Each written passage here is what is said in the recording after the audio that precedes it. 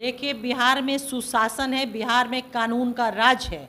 चाहे वो हमारे कार्यकर्ता हो, चाहे मेरे परिवार के ही लोग क्यों नहीं हो, चाहे कोई भी व्यक्ति क्यों नहीं हो, आम हो, खास हो, माननीय हो, नहीं माननीय हो, ये हमारी सरकार और हमारी पुलिसिंग के सामने कोई मैटर नहीं करता है। चाहे कोई भी व्यक्ति हो, किसी की भी संलिप्तता है, पुलिस उस पर कार्रवाई करती है। आप अगर कह रहे हैं कि जेडीयू के कार्यकर्ता शराब की बरामदगी हुई हो, तो निश्चित रूप से पुलिस ने फ्री होकर के, कानून ने फ्री होकर के जो विधि सम्मत कार्रवाई हो वो कर रही हो। 2024 लोकसभा चुनाव से पहले तेजस्वी यादव जनविश्वास यात्रा पर निकलते हैं, लेकिन अब 2 दिवसीय समीक्षा बैठक के बाद आभार यात्रा पर निकलेंगे। इसको लेकर हमारे साथ बात करने के लिए जेडीयू प्रवक्ता अंजू महाराज जी हैं। कैसे देखते हैं अब तेजस्वी यादव जो है आभार यात्रा पर निकल रहा है? इसके पहले भी अभी आप ही बता रहे हैं कि जनविश्वास यात्रा पे निकले थे, जनता ने उन पे तो विश्वास जताया नहीं। 23 पे लड़े, 4 पे जनता ने सिमटा करके रख दिया, और 4 लोगों की ज़रूरत कब पड़ती है ये बताने की आवश्यकता नहीं है।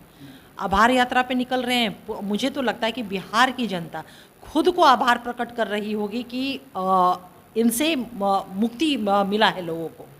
सबसे बड़ी चीज़ है कि जो तेजस्वी यादव जी घूम घूम करके हमारे माननीय मुख्यमंत्री नीतीश कुमार जी ने जो काम किया था उसे वो अपने पक्ष में श्रेय लेने का प्रयास करते थे। जो नियुक्तियां हमारे माननीय मुख्यमंत्री नीतीश कुमार जी ने सृजन किया, उसे घूम घूम के ये कहने का वो पूरी कोशिश करते रहे कि मैंने ही वो सारी नियुक्तियां दिया है और मैंने ही वो नियुक्ति पत्र बांटे हैं।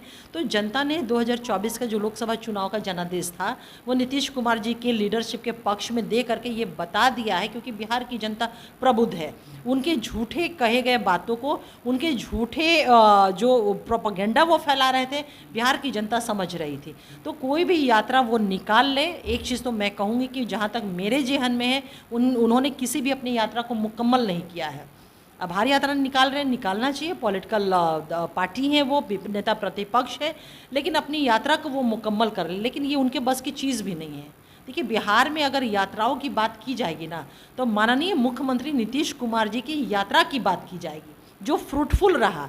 वो 3-4 डिग्री टेम्परेचर में, 5 डिग्री टेम्परेचर में उन्होंने काम किया, और जब यात्रा से वो लौटते थे बिहार के सभी जिलों में भ्रमण करने के बाद, और जो फीडबैक आता था उससे आप देखे होंगे कितने कल्याणकारी योजनाओं का निर्माण हुआ, बहुत सारे कानून का निर्माण हुआ।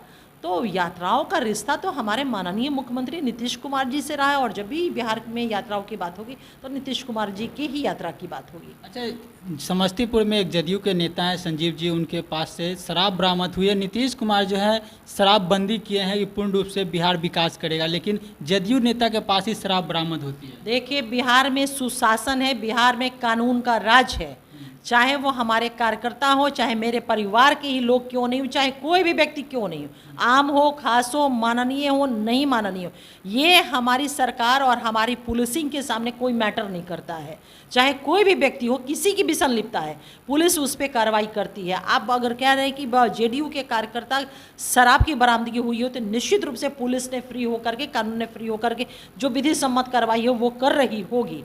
तो ये मैं आपको यकीन दिलाती हूँ, विश्वास दिलाती हूँ कि चाहे कोई भी व्यक्ति रहे, बिहार के जुरिस्डिक्शन में अगर कानून का उल्लंघन करता है, चाहे वो कानून किसी भी तरह का कानून रहे, तो यहाँ कानून फ्री होकर के वैसे अभियुक्तों के विरुद्ध, वैसे कानून को खंडित करने वाले लोग के विरुद्ध फ्री होकर के वो अपना कार्रवाई, विधि सम्मत कार्रवाई करती है, और उनका जो जहाँ स्थान है वहाँ उन्हें पहुँचा देती है। नीतीश कुमार जो कहे जाते हैं विकास पुरुष कहे जाते हैं, विभिन्न स्थानों पर पुल पुलिया का निर्माण करते हैं, लेकिन 1 सप्ताह के भीतर 3 पुल गिर जाते हैं। कैसे देख रहे हैं? निश्चित रूप से देखिए, ये सब घटनाएं जो है एक चिंता का विषय है, चिंता और एक चुनौती भी है हमारी सरकार के लिए कि आखिर क्या वजह है कि वो पुल गिर गए, किन टेक्निकल चीज़ों को जो है मद्देनज़र ध्यान में नहीं रखा गया, या फिर अगर कौन सी ऐसी अनियमितता हुई है जिसकी वजह से ये सारी चीज़ें।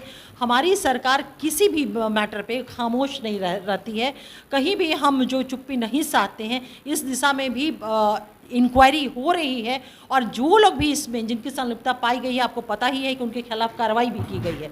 तो जिन लोगों ने भी गड़बड़ी किया है या गड़बड़ी करने का प्रयास किया है, उनके खिलाफ कार्रवाई होगी विधि सम्मत।